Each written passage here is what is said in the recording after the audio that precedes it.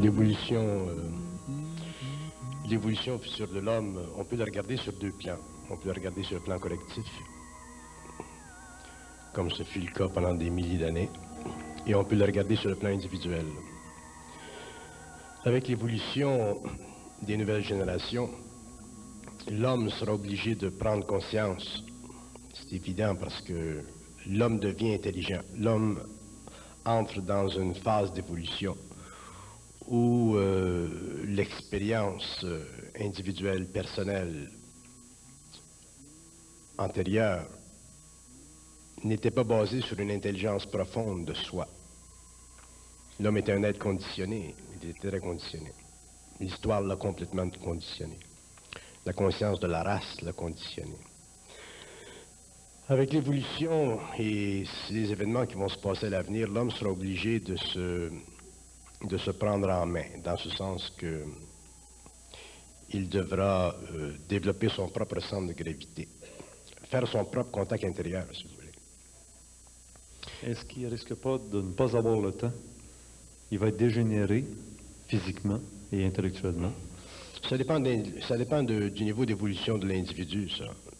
L'évolution future de l'homme, elle sera basée sur le statut spirituel ou le statut universel de l'individu. Il y a des individus qui peuvent saisir, comprendre des choses plus rapidement que d'autres. Il y a des individus qui ont une grande sensibilité interne. Par contre, pour que l'homme puisse réellement favoriser son individualité, puis en arriver éventuellement à une identité profonde de son être, il lui faudra avoir une conscience ou une science très très avancée de l'invisible. Une des qualités de l'évolution future sera justement basée sur cette science de l'invisible. Une science qui sera très profonde, qui ira très loin dans la documentation psychique de l'être, dans la documentation mentale de l'homme, vitale, émotive. L'homme doit connaître le secret du monde mental. L'homme, et c'est comme ça qu'il pourra déconditionner sa personnalité, pour la reconditionner. Mais la reconditionner par rapport à des forces intérieures qui font partie de sa propre lumière, au lieu de la conditionner par rapport à des mouvements ou de forces sociales qui font partie de ces ténèbres ou des ténèbres de la société. L'homme sera de plus en plus idéologisé. L'idéologie n'aura plus de puissance ou de pouvoir sur lui.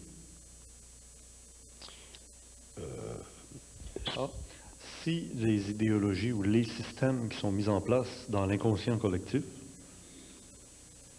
finissent toujours par écraser l'individu, qui devient marginal par le fait qu'il est un individu détaché du troupeau de moutons. Celui qui va vraiment être conscientisé va se faire écraser parce qu'il est marginal, il dérange la mécanique. Non. L'homme qui sera conscientisé sera très intelligent.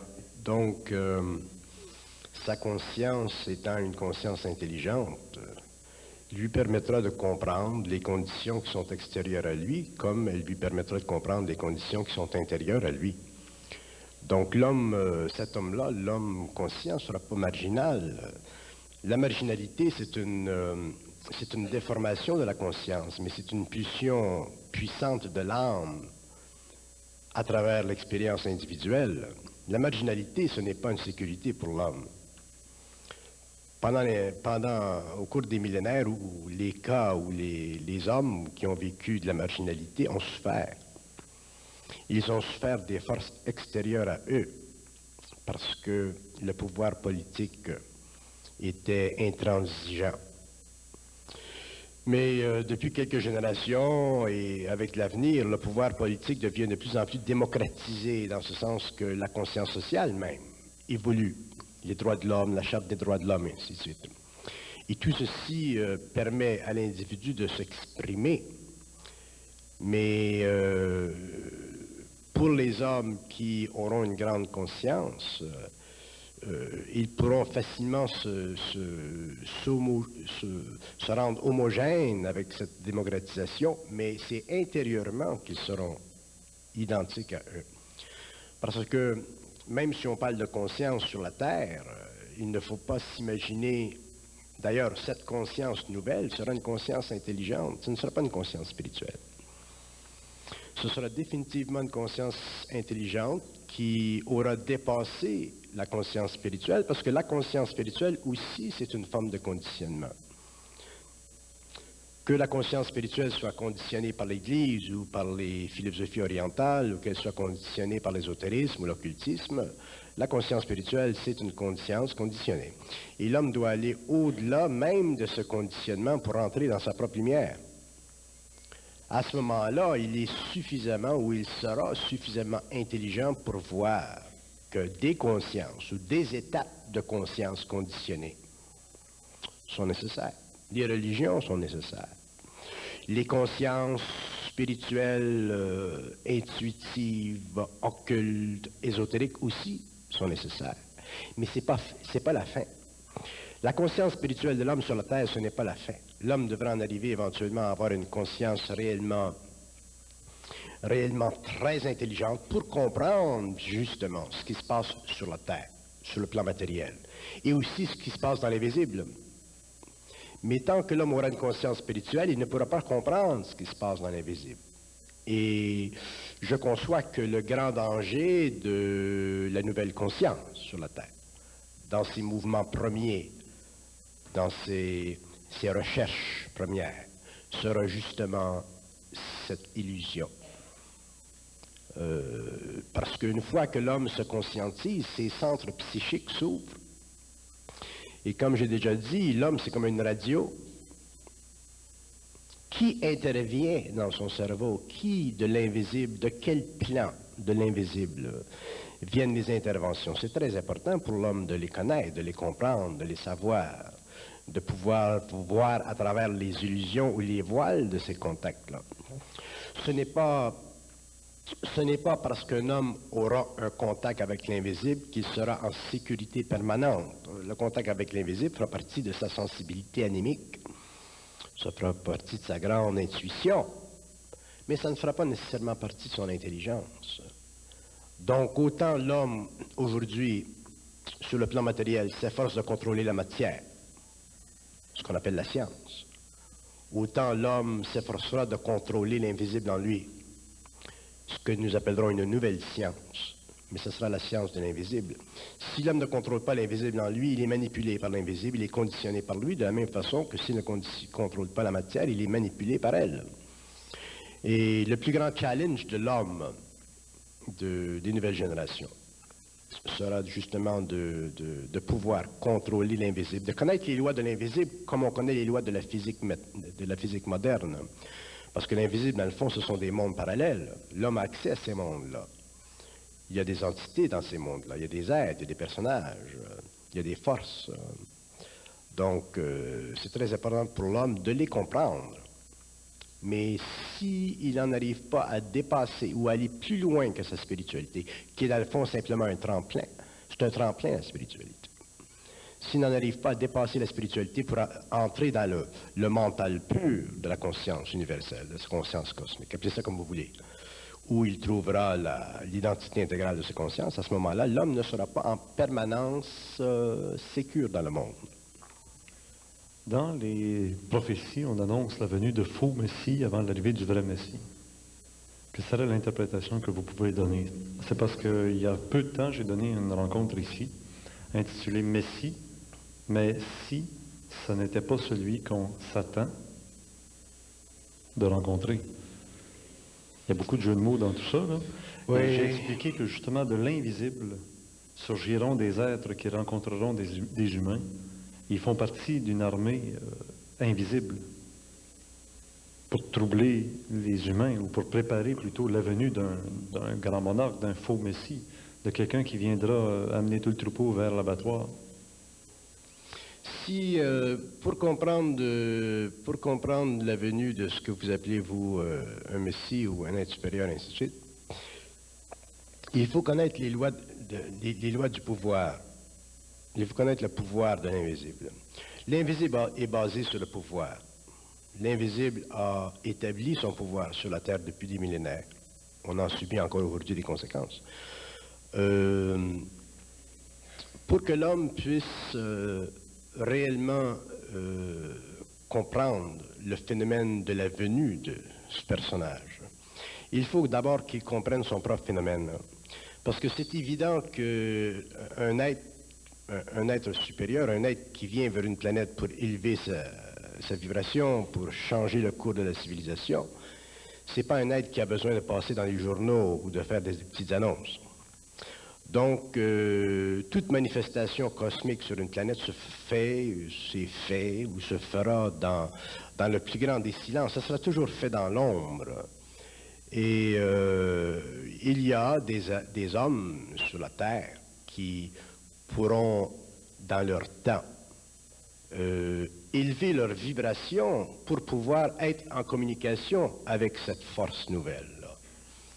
Donc, la venue ou la reconnaissance d'un être supérieur, que vous appelez un messie, un messager, doit être basée sur la science et la conscience du pouvoir occulte sur la planète. Et ça fait partie de l'initiation solaire de l'homme.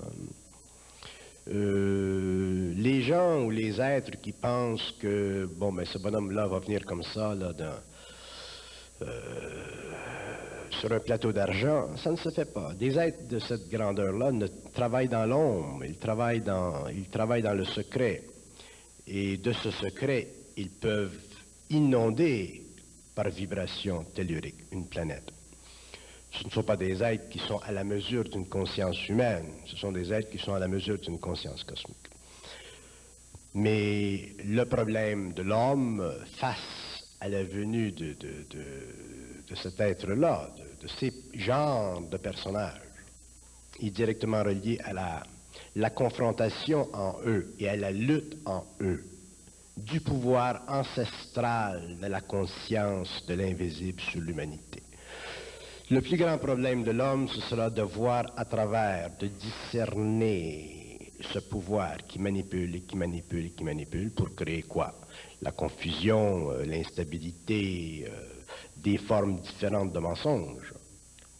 Donc, ces prophètes que les prophéties mentionnent, ces faux prophètes, ce sont des êtres qui feront certaines choses ou qui ont fait certaines choses, mais qui auront fait certaines choses parce que les hommes, parce que l'humanité, dans sa naïveté, son ignorance, sa spiritualité enfantine, ne leur permettra pas de voir le jeu occulte du pouvoir sur la terre.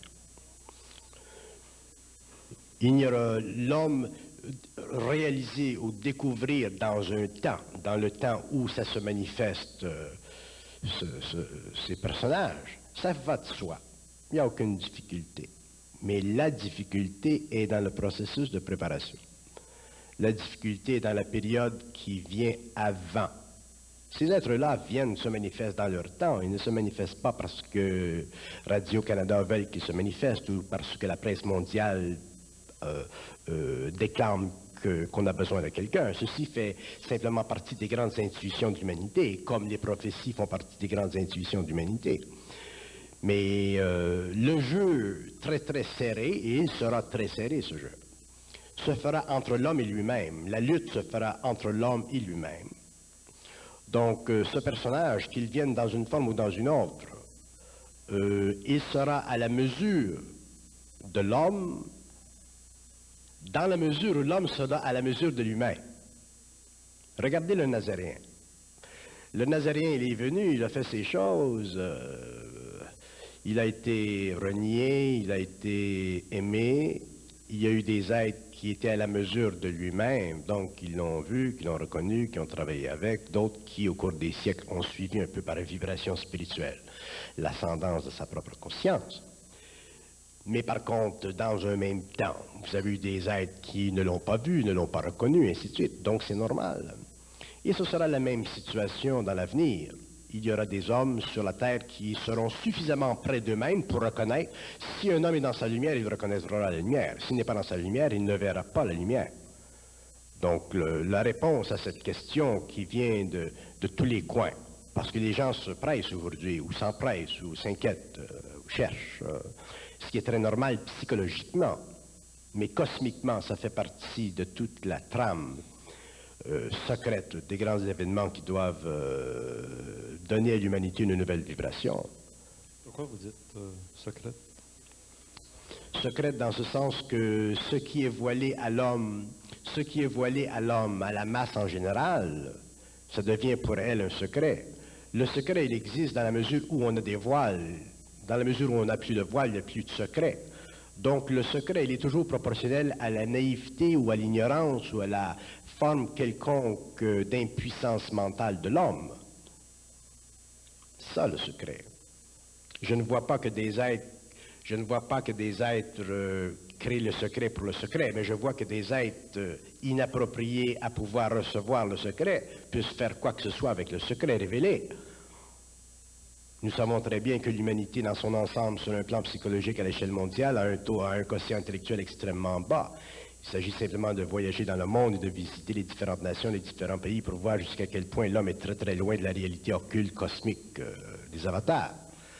Donc, si l'homme n'est pas capable, à cause de son état d'émotion, à cause de son incapacité de transmuter ses corps subtils, d'en arriver à une identité suffisamment intégrale pour être dans sa propre lumière, comment voulez-vous que des êtres qui sont d'une telle grandeur puissent arriver dans le monde en se présentant dans le monde comme un politicien peut se présenter dans le monde?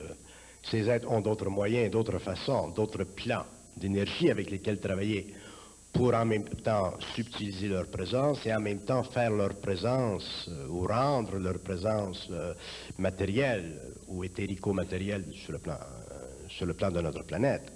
Il ne faut pas être naïf, vous savez.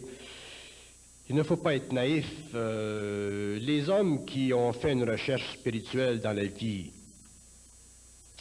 au cours des siècles, au XXe siècle, maintenant, les hommes qui ont fait une recherche spirituelle ont découvert au cours d'un certain nombre d'années, 10 ans, 15 ans, 20 ans, 30 ans, que les illusions spirituelles ou que les préconceptions spirituelles qu'ils avaient dans la jeunesse de leur recherche, au cours des années, se sont lentement transformées et se sont rassis. Et sur le plan cosmique, c'est la même chose. L'homme qui aujourd'hui se rapproche de certains grands événements va découvrir forcément par la force des choses et des lois de la vie qu'il doit être rassis.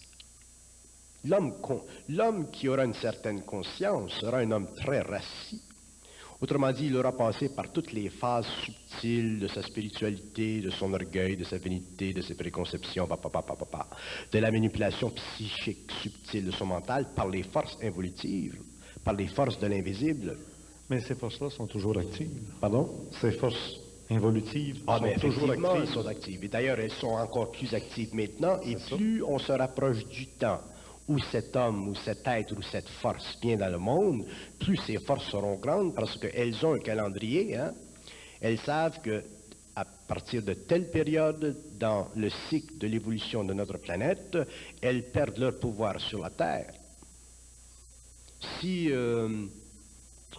Si jamais vous avez l'occasion de rencontrer des gens, par exemple, qui font réellement de la magie noire, vous pouvez leur demander, parce que pour eux, dans la magie noire, Satan, c'est leur Dieu. Bon, c'est leur droit, ok. Et dans leur Bible satanique, c'est très très bien écrit que cette force, leur Dieu, Satan, ainsi de suite, a le pouvoir jusqu'à temps que, dans le symbolisme chrétien, le Christ revienne, et ils le savent. They have so much time and that's it. Donc les forces invisibles sont des entités, ce sont des intelligences, ce sont des personnalités, c'est une réalité tellement profonde qui sous-tend la totalité de la conscience à tous les niveaux, dans tous les cosmos. Et l'homme doit comprendre le jeu du pouvoir. Ce qui m'inquiète le plus en ce qui concerne les hommes qui ont une certaine sensibilité ou qui s'occupent ou qui s'intéressent à ces sciences marginales comme l'ésotérisme, c'est qu'ils sont naïfs. C'est la naïveté qui m'inquiète le plus. Parce qu'à travers la naïveté, ils se font prendre. À court ou à long terme, ils se font prendre. Parce que l'homme ne peut plus se permettre d'être naïf. Nous avons été naïfs pendant des milliers d'années parce que nous étions des êtres conditionnés. Nous n'étions pas arrivés à un stage d'évolution où nous pouvions ajuster notre propre mental à notre propre lumière. Donc nous n'avions pas le pouvoir de voir à travers la forme du mental.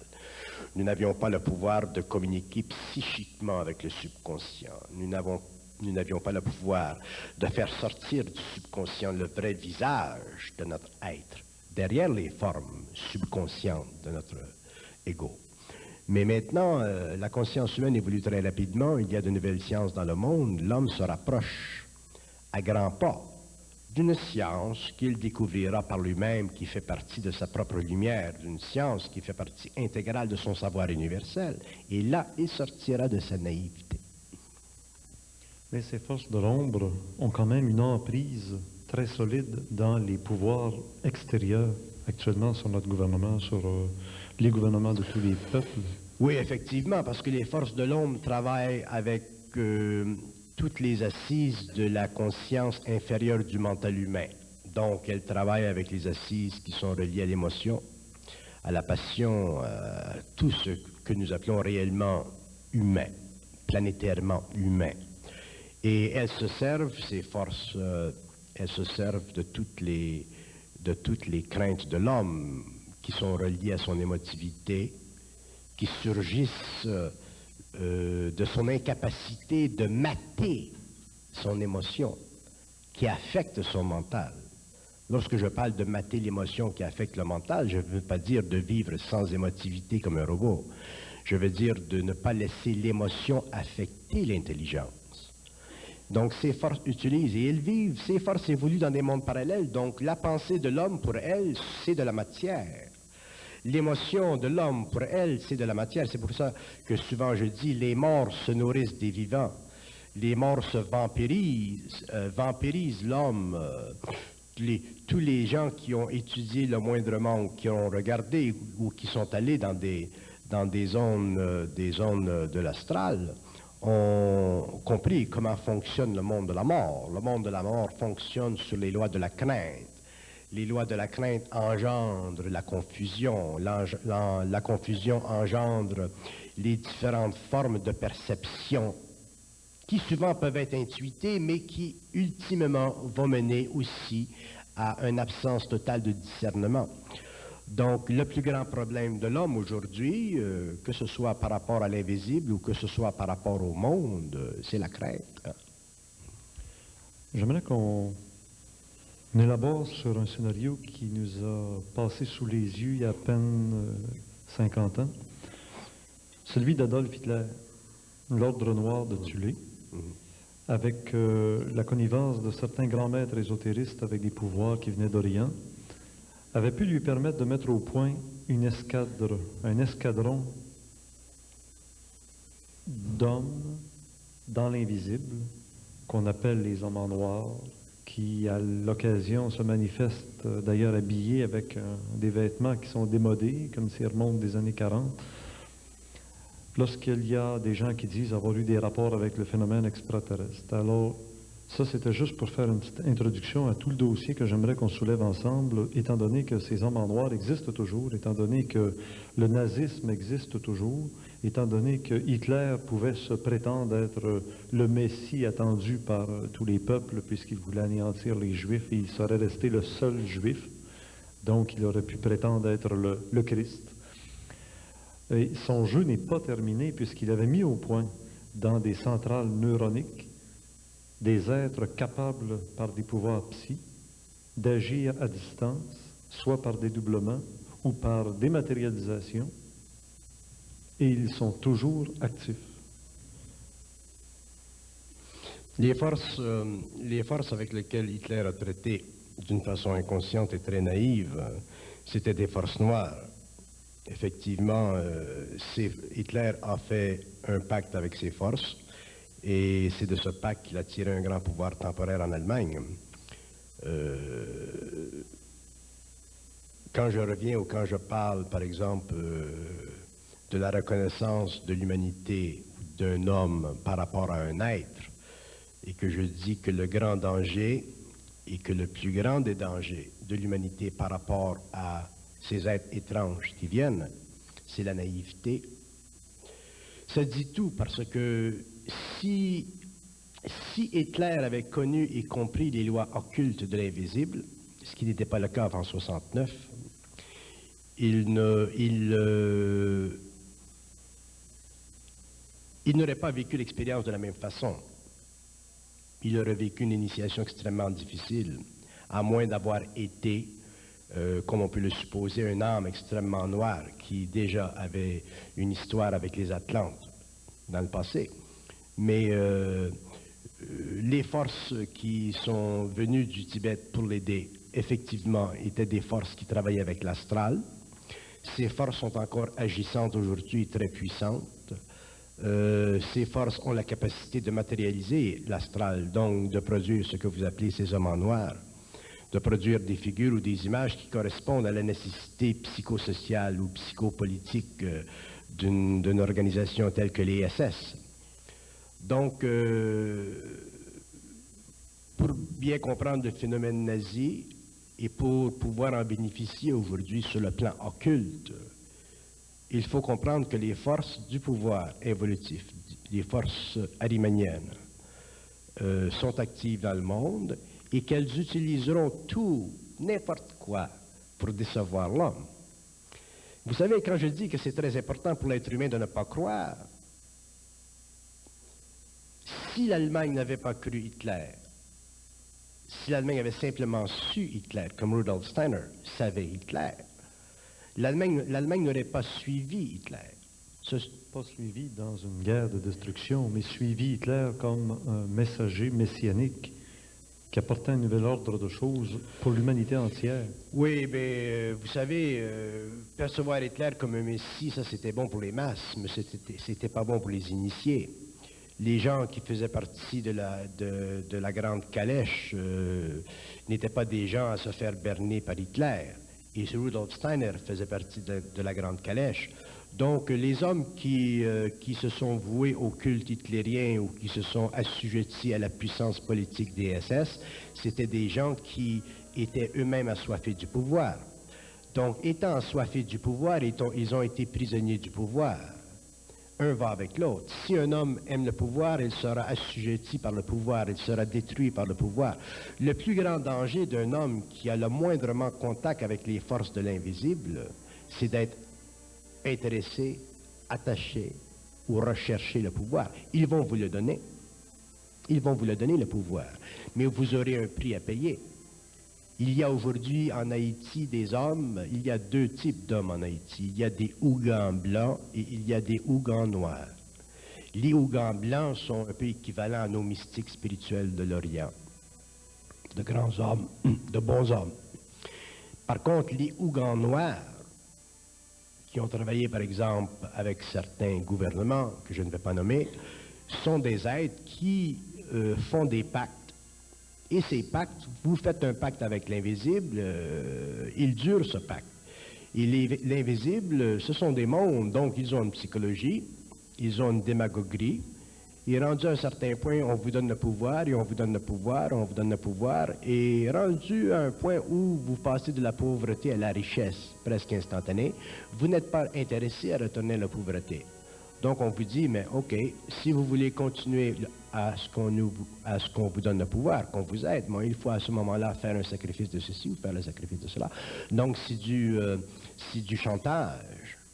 Donc l'homme, dans son inconscience, à cause de son inconscience, va subir le chantage. Il aura le pouvoir, mais il va chanter toute sa vie. Et l'homme, ces prochaines générations, cette nouvelle conscience, ces gens conscients de l'avenir, une des choses qu'ils apprendront de l'invisible, c'est de ne pas se faire chanter. Et ce n'est pas facile, parce qu'ils chantent très bien. L'invisible est régi par les lois du mensonge cosmique, qui est une nouvelle façon de voir les choses, qui est neuve, qui fait encore partie de l'évolution de la conscience humaine à la fin du XXe siècle. Découvrir que le mensonge cosmique existe, c'est essentiel. Donc, les souffrances que l'homme doit connaître ou vivre pour la découverte de cette réalité-là, il faut qu'elles soient utilisées, ces souffrances. Et si l'homme, parce qu'il va vers l'invisible, qu'il étudie l'invisible ou qu'il s'intéresse à ce qui est marginal, la matière, ne prend pas conscience de la réalité du pouvoir occulte sur la Terre, autant au niveau des gouvernements ou des forces de la science que de son évolution spirituelle, l'homme va se faire berner quelque part et c'est là que facilement, pour des raisons inconscientes, il se liera à des hommes que nous appelons, ou que vous appelez dans vos livres, les faux prophètes, parce qu'ils ne verront pas. Ils ne verront pas. Un être qui est intégral, un être qui est dans son identité, ne cherche pas le pouvoir. Il ne cherche pas, il n'a pas à le chercher. J'en reviens à ces hommes en noir, si on veut, ou à ce gouvernement parallèle dans l'invisible qui agit et qui est toujours agissant, a entraîné dans les faux crématoires une foule de juifs, sacrifices pour créer un égrégore.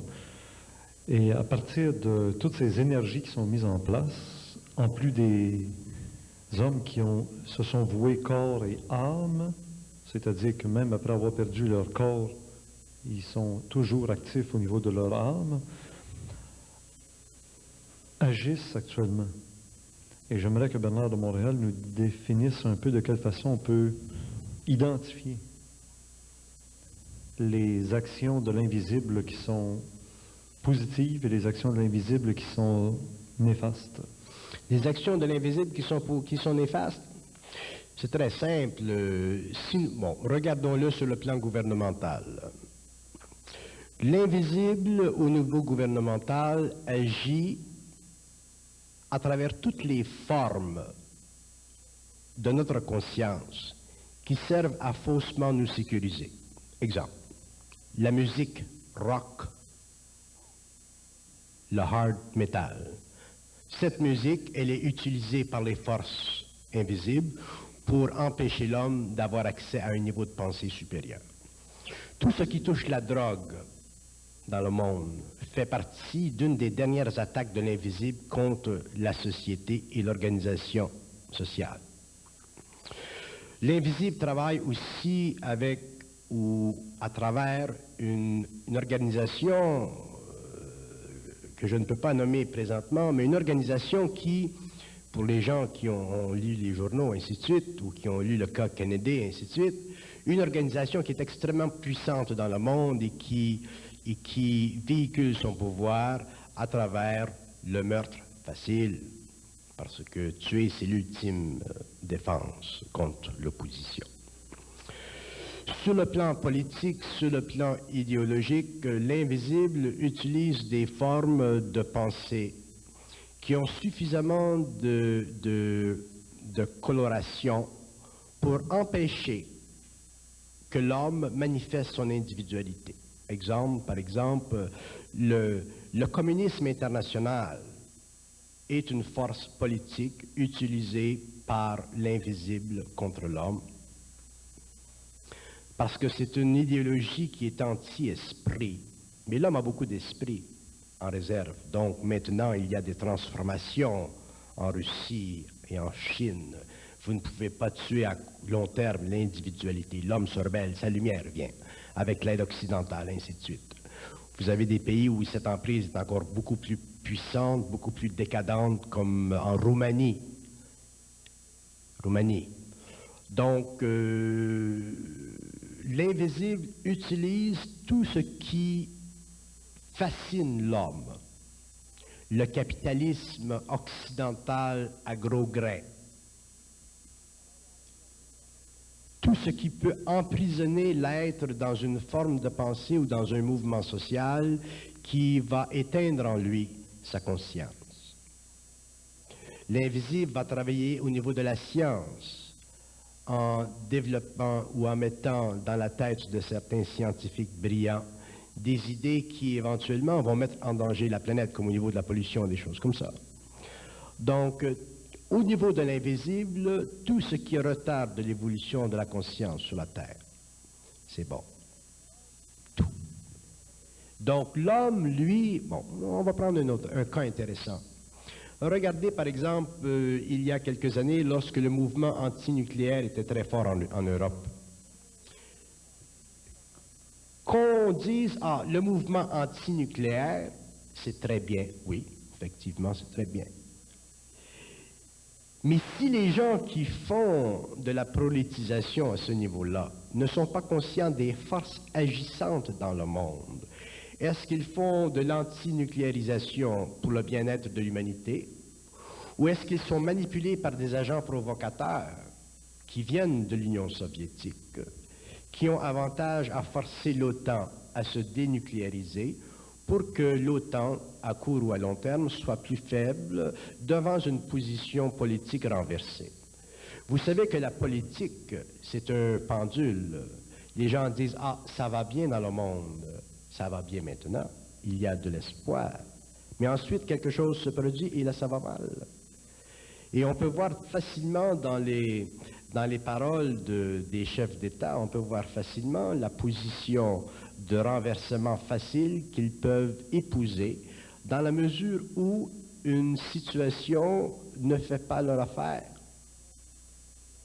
Donc, les gens qui disent « Ah, mais l'Europe, elle est en voie de se sécuriser sur le plan nucléaire parce que les Américains ou l'OTAN se retirent », ça, c'est de la spéculation. Vous savez, j'ai beaucoup d'admiration pour Gorbatchev. C'est un homme qui est venu à temps, Gorbatchev. Mais les gens qui sont en position politique, en position de décision, peuvent facilement se faire leurrer par Gorbatchev, parce que Gorbatchev, ce n'est pas la Russie. Gorbatchev, ce n'est pas la totalité du Politburo. Gorbatchev peut avoir un accident. Toutes sortes de choses peuvent arriver à Gorbatchev. Donc, s'il y a trop de renversement dans la situation russe, si le communisme perd trop rapidement son pouvoir à travers le mécanisme des élections qui se fait ainsi de suite, il se peut très facilement qu'il y ait un durcissement en Russie. Donc, d'un côté, un politicien ou la politique occidentale devrait s'occuper d'être bienveillante par rapport à Gorbatchev, d'aller vers ou de faciliter le phénomène de la perestroïka, c'est très bien, mais ne jamais perdre de vue que la Russie, elle est dominée par des forces qui ne font pas partie du champ d'énergie qui a été responsable pour le développement de la Constitution américaine sous Jefferson. Alors, si les gens sont naïfs, et on reproche souvent à la jeunesse d'avoir une certaine force, une certaine candeur, c'est la jeunesse qui souvent amène des changements. Très bien. Ça fait partie de sa mission sur la Terre. D'un autre côté, la jeunesse, dans un temps tel que le nôtre, peut faire des actes qui, à long terme, peuvent être dangereux pour l'équilibre des forces dans le monde si ceux qui mènent ces jeunes, si ceux qui s'occupent de placer une certaine volonté politique dans un créneau qui n'est pas réellement parfaitement libre de la naïveté politique. Donc, si on dit, bon, il y a eu des mouvements d'antinucléaire en Europe, on est content, voilà, ça c'est bien. Mais qu'on regarde, pourquoi Gorbatchev a réduit les effectifs en Russie? Il les a réduits, Gorbatchev, les effectifs, non pas parce qu'il a voulu les réduire, mais parce qu'il a été forcé de les réduire pour des raisons économiques. C'est pas pareil.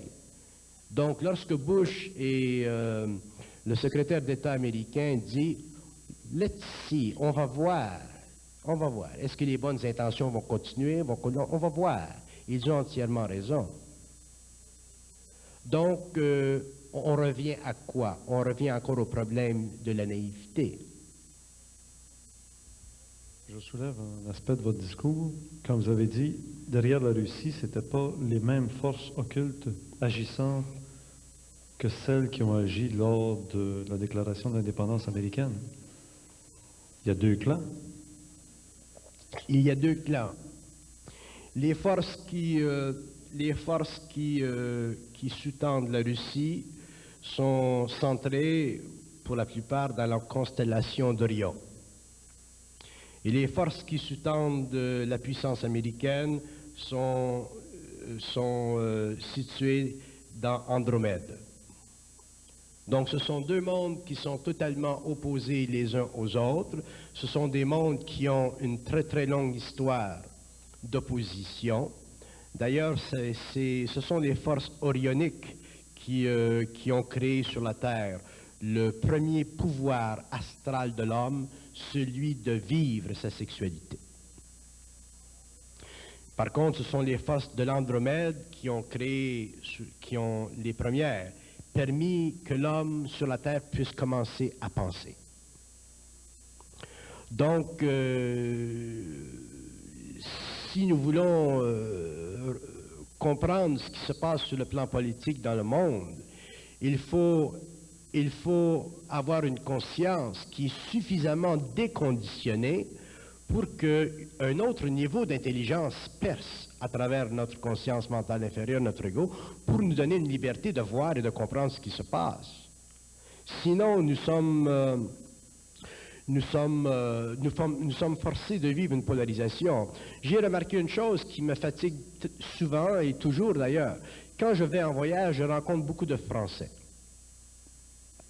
Et les Français, pour une raison qui est d'ordre culturel, effectivement, ont toujours tendance à critiquer les Américains. Les Américains n'ont pas de culture, les Américains c'est ci, les Américains c'est ça. Et avant, je laissais passer, maintenant je ne peux plus laisser passer. Ah, des Russes, ils vont dire toutes sortes de choses, toutes sortes de bonnes choses. Ils vont parler de la perestroïka, ils vont parler du ballet russe, Ils ont un blind spot, c'est la culture. Et je suis obligé de leur dire, écoutez, c'est l'Amérique, d'ailleurs, qui vous a sorti de la Deuxième Guerre mondiale, avec la Russie. C'est l'Amérique qui vous a amené le plan Marshall. C'est l'Amérique qui a redonné au Japon son statut économique. C'est l'Amérique qui a permis de redonner à l'Allemagne de l'Ouest sa puissance. C'est l'Amérique qui a fait l'ouverture pour ralentir le mouvement de la nucléarisation. C'est l'Amérique qui a fait les mouvements des droits humanitaires. Autrement dit, c'est l'Amérique, c'est l'Amérique, c'est l'Amérique, c'est l'Amérique, c'est l'Amérique. C'est tellement l'Amérique que ça les fatigue. Donc, j'ai dit, un jour, il va falloir qu'en bon français, vous soyez capable de prendre conscience qu'effectivement, il n'y a pas autant de culture en Amérique sur le plan historique, parce que l'Amérique n'a pas le même passé, c'est comme au Canada. Nous sommes des pays qui ont été conquis ou construits depuis 200 ans, 300 ans, alors que vous avez 1000 ans d'existence. Mais j'ai dit, allez donc faire un tour à New York, allez donc faire un tour à Los Angeles, à San Francisco, rencontrez donc des gens dans le Pennsylvania, rencontrez donc des gens qui ont construit l'Amérique, et vous verrez que les Américains intelligents sont extrêmement intelligents et qu'ils valent en culture, en savoir, en idées, tout ce que vous pouvez concentrer dans votre petit midi. C'est une mauvaise habitude. Et après cette conversation, qui n'était pas agressive, parce que je ne suis pas une personne agressive, ils disent, oui, c'est vrai, c'est vrai, c'est vrai. Mais c'est un mécanisme. Regarde, la Révolution américaine, c'était la franc-maçonnerie, les mêmes qui ont participé à la Révolution française. Oui, c'était la franc-maçonnerie, mais il y avait plus que la franc-maçonnerie. Les Américains, les chefs de la Révolution américaine, c'était des initiés. Et c'était des initiés qui avaient une conscience sociale fondée sur le besoin de briser le partnership avec l'Europe afin de pouvoir créer une nouvelle forme de gouvernement basée sur une expérience nouvelle des masses qui sortaient de l'Europe ou des autres pays sous le joug ou à cause du joug des politiques de puissance monarchique. Donc, effectivement, c'était des êtres qui appartenaient à la franc-maçonnerie, parce que la franc-maçonnerie, essentiellement, représente les grandes valeurs chrétiennes. La franc-maçonnerie, essentiellement, représente l'esprit de la lumière. La franc-maçonnerie, dans un sens, essentiellement, devrait être capable, sur notre planète, de créer des conditions d'évolution libres de son besoin du pouvoir politique.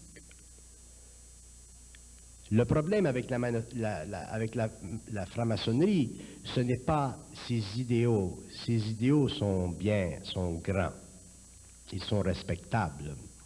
Mais il y a des couches, il y a des sphères, il y a des lieux, il y a des pays où la franc-maçonnerie utilise le pouvoir.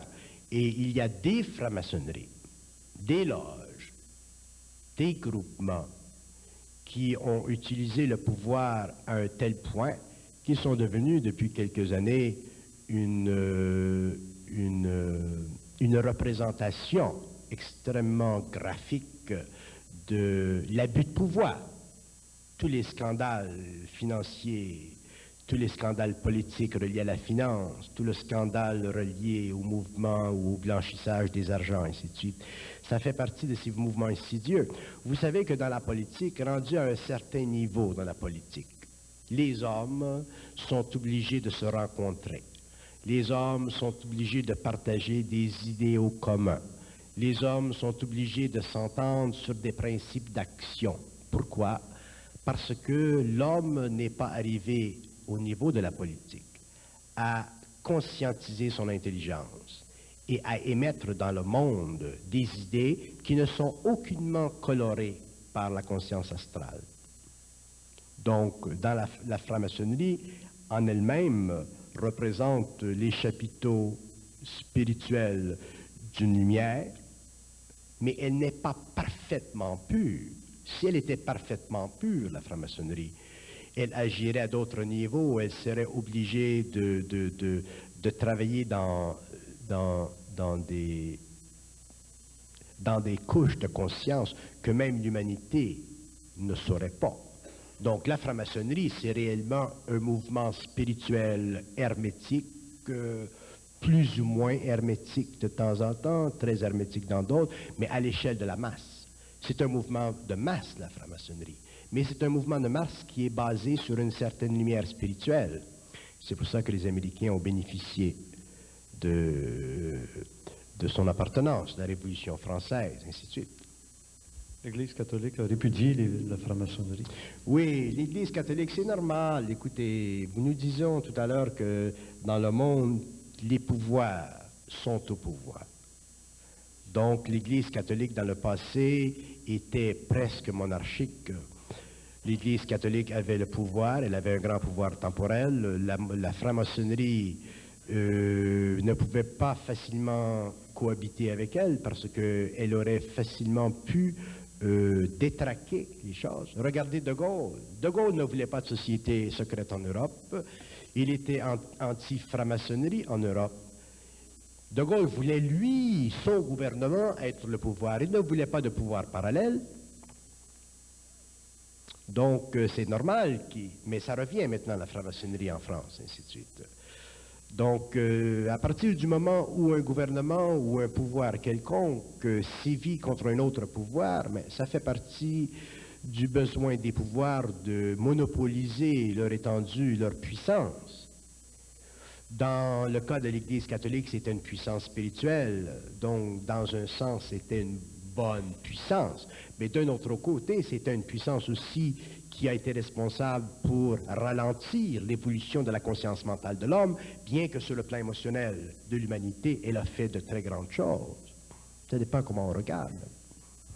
Au-delà de la franc-maçonnerie, il y a aussi d'autres ordres occultes. On parle des Illuminati. Oui. Il y a beaucoup de sociétés secrètes dans le monde. Ces sociétés secrètes, ce sont des hommes qui jouent au pouvoir, qui jouent... À partir du moment où un homme fonde une société secrète, il joue le pouvoir. Donc, dans un sens, si on va très très loin dans la compréhension des lois des sociétés secrètes, si on va très loin et qu'on regarde là dans les plans subtils de l'astral spirituel, on peut facilement dire que là où il y a une société secrète, il y a une tendance quelconque à prendre possession de l'humanité, à un niveau quelconque. L'homme peut être secret, l'homme peut s'empêcher de dire des choses, l'homme peut réellement contrôler son énergie, ainsi de suite. Mais de là à former des sociétés secrètes, si nous formons des sociétés secrètes pour des raisons stratégiques, stratégico-politiques, stratégico-religieuses, spirituelles, ça fait partie de l'expérience de l'âme. Il y a des très bonnes raisons pourquoi il y a eu des sociétés secrètes, souvent pour aller contre des pouvoirs qui allaient contre le bien de l'humanité. Les francs-maçons, c'est un exemple. Donc, un peu même la mafia. La mafia, au début, elle a fait de très grandes choses au 15, 16, 17e siècle. Bon. Donc, mais est-ce que l'homme, est-ce que les sociétés secrètes sont capables de soutenir, de supporter leur pouvoir de façon permanente pendant des siècles? Et là la question. Et ma réponse, c'est non. Que l'homme au début, que l'homme ou que des hommes dans une convention au début créent une société secrète parce qu'ils ont certains idéaux, ça va. Ils voient quelque chose, ils sont obligés d'agir en secret parce qu'il y a une oligarchie autour d'eux qui les empêche. Mais une fois que cette société secrète devient puissante, elle-même s'abreuve du besoin d'être puissante. Et à partir du moment où une société secrète cherche la puissance et qu'elle n'est pas capable d'elle-même de s'éliminer après avoir pris conscience qu'elle a fini son rôle, elle se fait astraliser. Donc on peut dire que les sociétés secrètes, dans leurs mouvements originaux, sont d'ordre spirituel, du haut astral, et avec les temps, les siècles, la vibration descend, tombe, et éventuellement ces sociétés sont manipulées par des forces astrales inférieures, et éventuellement on a des scandales comme on a eu dernièrement. Vous savez, le pouvoir, supporter le pouvoir, sans astraliser le pouvoir, ça ne se fait pas par un être humain qui n'est pas conscient. Il faut qu'il y ait suffisamment de transparence dans l'ego pour laisser passer, laisser aller, dissoudre. Ça prend beaucoup de conscience dans l'ego. Et l'homme aura cette conscience. Il sera secret, il aura des pouvoirs, ce fera partie de sa lumière, de sa conscience. Mais ce seront des pouvoirs qui ne seront plus de l'ordre des pouvoirs anciens. Ça fera partie de sa nature, ce sera une seconde nature.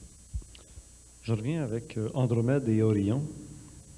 Est-ce qu'on parle des extraterrestres? Parce qu'on sait qu'il y a des communications d'Orion qui arrivent en Suisse. Moi, je vais vous dire une chose. Votre entendement, votre conception ou votre... concernant le phénomène extraterrestre, ça m'a toujours fasciné parce que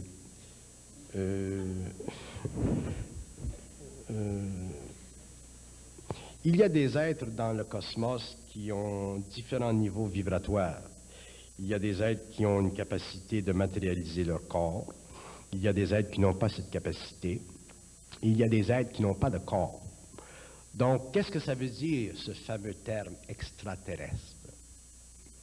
Pour moi, ça ne veut pas dire grand-chose.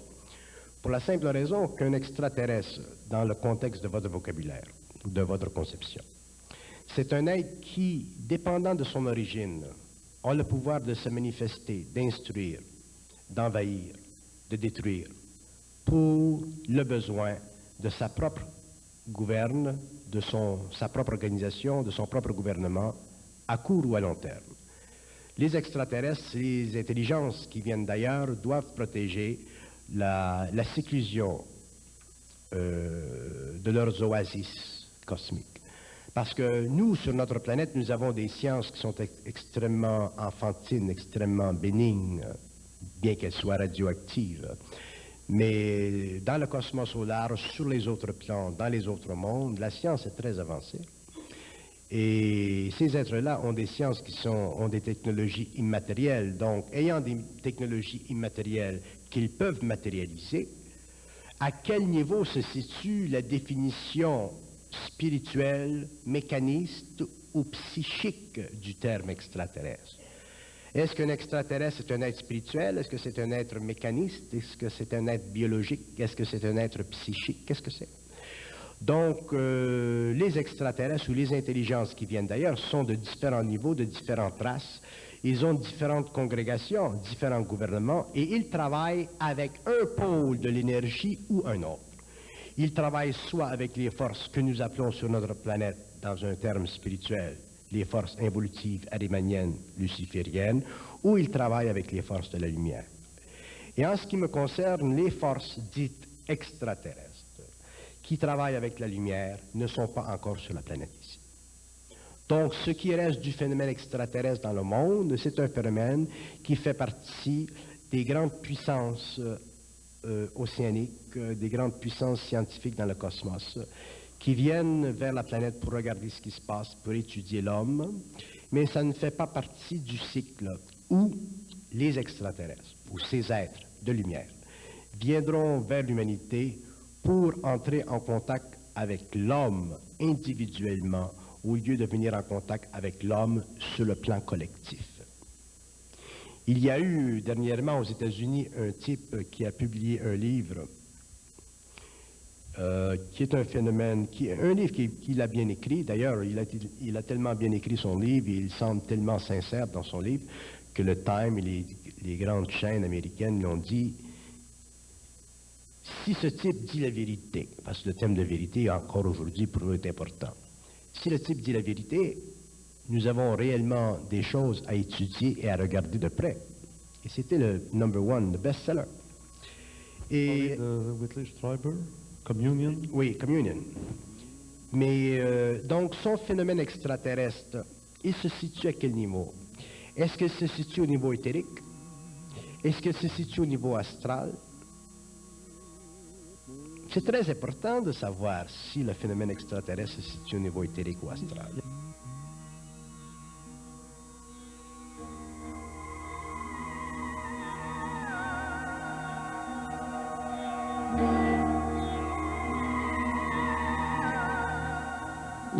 Nous venons de rencontrer M. Bernard de Montréal à l'émission Ésotérisme expérimental, cette version pour la saison d'été 1993. Bernard de Montréal était à la salle Le Plateau et l'enregistrement a eu lieu en mai 1989. C'est un peu la raison pour laquelle il y a des fois des décalages dans les événements ponctuels politiques mentionnés par Bernard de Montréal. Maintenant, nous aurons l'occasion de retrouver d'autres invités. La semaine prochaine, M. Raphaël Pailleur, ésotériste rosicrucien. L'enregistrement remonte à 1985. Et Raphaël Pailleur nous parlera surtout du Grand Monarque. Un prolongement intéressant à l'émission d'aujourd'hui. Par après, nous aurons l'occasion de rencontrer un spécialiste en chirologie, les signes de la main et connaître son destin, avec M. Jean Debonny de Lavergne.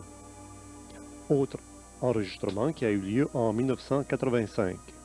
Vous voyez, pour la saison d'été 1993, il s'agit de présenter des extraits d'entrevues données par de très bons conférenciers à Ésotérisme expérimental depuis l'origine de l'émission, soit en décembre 1976. Et dans quelques semaines, nous rencontrerons M. André Dessève, occultiste, ésotériste du Québec.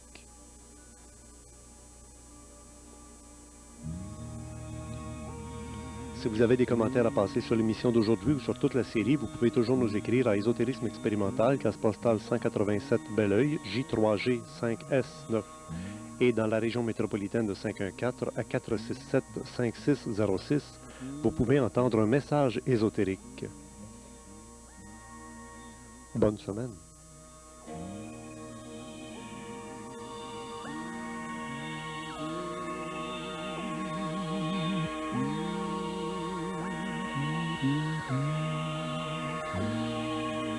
Mm-hmm.